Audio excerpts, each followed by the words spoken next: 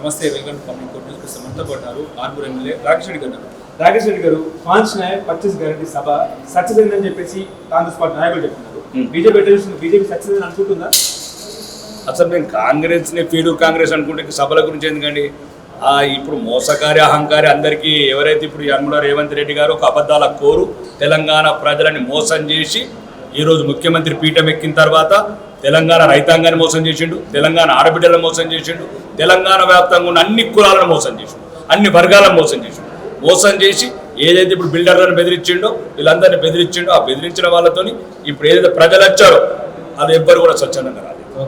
మా నేతలు చెప్తున్నారు, అన్న బలవంతంగా తీసుకుపోయారు. రుణమాఫీ వేయాలంటే మీరు సభకు రావాలి, మీరు ఆడబిడ్డలకు 2500 అంటే మీరు సభకు రావాలి, మీకు ఇందిరమ్మ ఇల్లు కట్టాలని మీరు సభకు రావాలని ఎవరైతే వచ్చారో తుక్కు కూడా సభకు ఒక్కరు కూడా స్వచ్ఛందంగా రాలేదు. వాళ్ళు 14 సీట్లు టార్గెట్ అని పెట్టుకున్నారు. నిజంగా కాంగ్రెస్ పార్టీ 14 సీట్లు గెలిచే అవకాశం ఉందంటారా తెలంగాణలో 14 సీట్లు వస్తే మాత్రం తెలంగాణలో హిందువులు బతకరు. దానికి చెంగిచెర్ల సంఘటన ఉదాహరణ. ఒక్క సీటు గెలకముందే చెంగిచెర్లలో హిందువులను చంపుతున్నారు. 10 చోట్ల ఇప్పటి వరకు 100 రోజులలో వందలాది మందిని వేలాది మందిని హిందువులను అవమాన పాలు చేస్తున్న కాంగ్రెస్ ప్రభుత్వం దయచేసి మోసపూరిత మాటలు.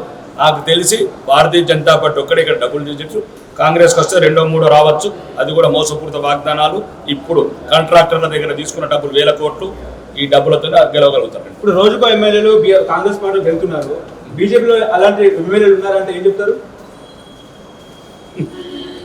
టచ్ చేసి చూడు మన కొడుకులను ఒక్కొక్కరు ధర్మం గురించి దేశం గురించి చావడానికి వచ్చిన సైనికులం, భారతమాత సైనికులం. భారతమాతను కాపాడుకోవడానికి ఈ భారతీయ జనతా పార్టీ సైనికులు ఎప్పుడు సిద్ధంగా ఉన్నారు తప్ప ఆ పిచ్చి పిచ్చి మాటలు మీడియా మిత్రులు దయచేసి. ఒకవేళ ఇప్పుడు నిన్ననే ఒక ఎమ్మెల్యే అయినట్టు ఈ యనమల రేవంత్ రెడ్డి అడిగాడు. ఏమన్నాడు? మేనిఫెస్టోలో ఏం పెట్టాడు? ఎవరన్నా పార్టీ ఫిరాయిస్తే పదవికి రాజీనామా చేసి రావాలని చెప్పాడు, లేదా రాళ్లతో కొట్టి చంపండి అన్నాడు. ఈ రెండు మీ మీడియా మిత్రులు తెలంగాణ వ్యాప్తంగా చెప్పండి.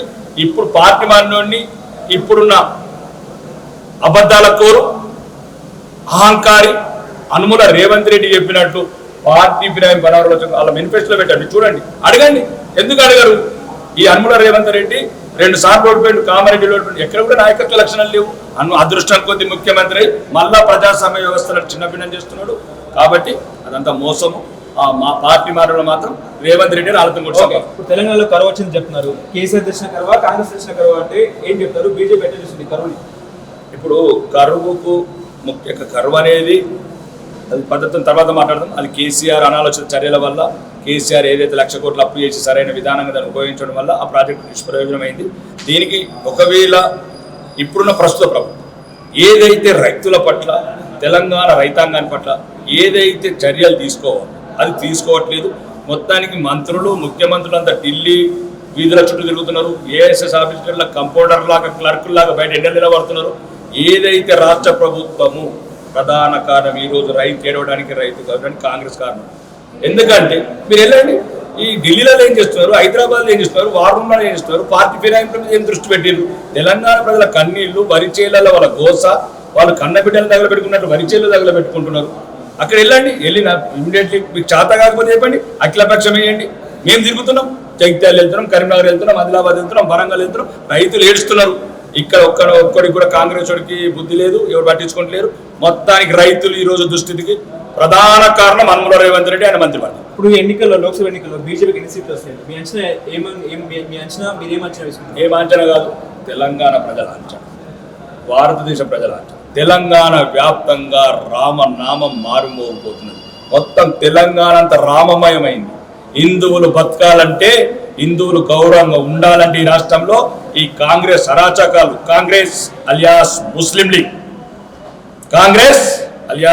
లీగ్ పరిపాలన నుంచి విముక్తి పొందాలంటే తెలంగాణ ప్రజలకు ఉన్నదో ఒకటి నరేంద్ర మోడీ గారి నాయకత్వం. కమలం ఒక్కటే మా గమనము, మా భక్తులు కావాలి. Okay, Rahul Gandhi prime minister అయ్యే అవకాశం ఉందని మీరు అనుకుంటున్నారా? రాహుల్ గాంధీ ప్రధానమంత్రి మీరు ఒకరిని దయచేసి మీరు ఫస్ట్ మీడియా మిత్రులు 30 రాష్ట్రాలలో 2 రాష్ట్రాల్లో పవర్ ఉండి 28 రాష్ట్రాలను గెలిచి ముఖ్యమంత్రి అవుతాం అంటే ఇట్లాంటి మాటలు మాట్లాడకండి. భారత మాత కూడా ఇబ్బంది పడుతుంది. ఎటువంటి విలువలు లేవు, ఎటువంటి నాయకత్వ లక్షణాలు లేకుండా హిందువుల పట్ల ఒక ద్వేష భావంతో ఉన్న రాహుల్ ఖాన్ కాశ్మీర్లో మా పండితులు మా హిందువులు చచ్చిపోతే నువ్వు జోడో న్యాయయాత్ర అంటావా? కాశ్మీర్ నుంచి మొదలు పెట్టావా? వెస్ట్ బెంగాల్లో చచ్చిపోయిన హిందువులు హిందూ స్త్రీల మానభంగాలు పోతే నువ్వు పట్టించుకోవా? ఇట్లాంటి నాయకుడు వస్తే మా బతుకులు బతుకుతామా? ప్రపంచం కూడా ముక్కున వేలేసుకుంటుంది, ప్రపంచం కూడా సిగ్గుపడుతుంది. ఎటువంటి నాయకత్వ లక్షణాలు కానీ లేని ఈ రాహుల్ గాంధీ గారు ఈ దేశానికి ఇప్పుడే కాదు ఎప్పటికీ ప్రధానమంత్రి కాలేదు. వాళ్ళు మహిళలకు మేము అధికారంలో ₹1,00,000 ఇస్తామని చెప్తున్నారు ఆ సంవత్సరానికి. 2,500 ఈమెను కదా, ఇప్పుడు 2,500 ఈమెను కదా, 4 నెలలు అయింది కదా. 4 నుంచి మంత్రులు ఎందుకు జీతాలు తీసుకుంటున్నారు? ముఖ్యమంత్రి జీతం ఎందుకు తీసుకుంటున్నాడు? గవర్నమెంట్ బంగ్లాలు ఎట్లా ఎక్కుతున్నారు? గవర్నమెంట్ కాన్వెంట్ ఎట్లా ఎక్కుతున్నారు? ముందు ఈమెను ఇక్కడ ఏనోడు ఉట్టెక్కనోడు అక్కడ ఎక్కినట్టు ఇది చాతగానోడు మాటలు ఇవన్నీ అబద్ధాల కోర్లు. కాంగ్రెస్ అలియాస్ ముస్లిం లీగ్ దీని విముక్తి భారతదేశానికి ప్రశాంతత చేకూరుతుంది. కాంగ్రెస్ విముక్తి తెలంగాణ అయితేనే తెలంగాణ వ్యాప్తంగా ఉన్న 85% హిందువుల బతుకు భవిష్యత్తు బాగుంటుంది. ఇప్పుడు లిక్కర్ స్కామ్ లో కవిత బయటకు రాదంటారా? అవన్నీ ఒకటండి. లిక్కర్ స్కామ్లో బయటకు వస్తారా, లోపల ఉంటారా, అవన్నీ చట్టబద్ధ సంస్థలు, న్యాయ వ్యవస్థలు, అవన్నీ ఇన్వెస్టిగేషన్ సంస్థలు అవి చేయాల్సిన పనులు. వాళ్ళు రావాలా వద్దా అనేది వాళ్ళు చేసిన నేరాలు ఘోరాలు ఏమైనా ఉంటే ఎవిడెన్సెస్ ఉంటాయి. నాకు సంబంధం లేని ఇష్యూ. మా పార్టీలకు కానీ దేశానికి నేను సంబంధం అండి. ఇట్లాంటి లిక్కర్ స్కామ్ లాంటి రోజు 100 స్కామ్లు అవుతున్నాయి. ఆ స్కామ్లో చట్టబద్ధ సంస్థలు ఇన్వెస్టిగేషన్, దానికి దీనికి సంబంధం లేదు. మా భారతదేశంలో తెలంగాణలో హిందువులు బతకాలంటే ఒకటి కమలం గుర్తే మమ్మల్ని కాపాడుతుంది. భారతీయ జనతా పార్టీ మమ్మల్ని కాపాడుతుంది. గౌరవనీయ అవతార పురుషుడు కారణ జన్ముడు విశ్వగురువు నరేంద్ర మోడీ గారు 3వ ప్రధానమంత్రి అయితేనే ప్రపంచంలో కూడా భారతదేశమే కాదు ప్రపంచం కూడా శాంతితో ఉంటుంది. Thank you sir.